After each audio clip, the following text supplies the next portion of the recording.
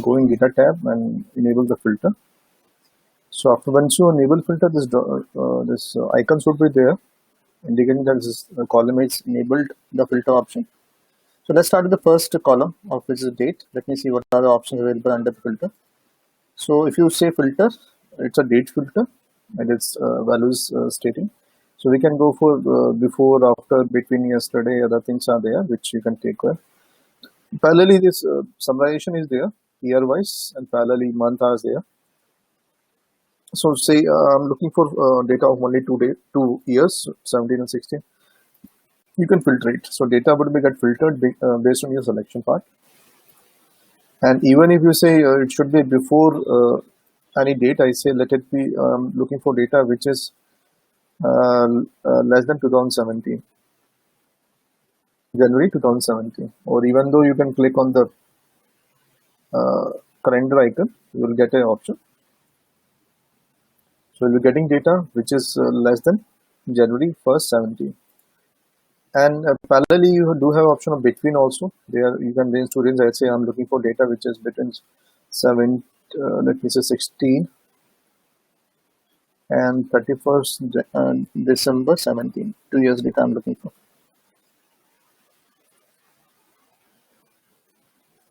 I'll be getting 2 years data based on my selection request. So let me clear this filter. Even though you do have option of sorting there, you can sort the data based on the oldest to newest and newest to oldest. Based on selection, your data will get sorted out. So we'll be doing the sorting separately. So let it be as it is. I'm leaving this data here. So let's go for the other text-based filters. Let me take this subcategory. Is again text-based filter available. So and in text-based, we are having option of equal to, not equal to, begin with, end with, contain, and other functions are there, which is other than, which is not similar as we are having date options. So here also we do have option of checkboxes. Say if I say I'm looking for this subcategories only to be shown, so this subcategory of the selected data will be visible. Even if list is high, you can write down the values, will get filtered out. Again, I'm just clearing the filter. Again, any other functions are there? Begin with, end with, and contain. Say I begin with, let's say I'm looking for all subcategories where ch is a starting. Ch is the starting 2 characters. It's not case sensitive. You can write in any case.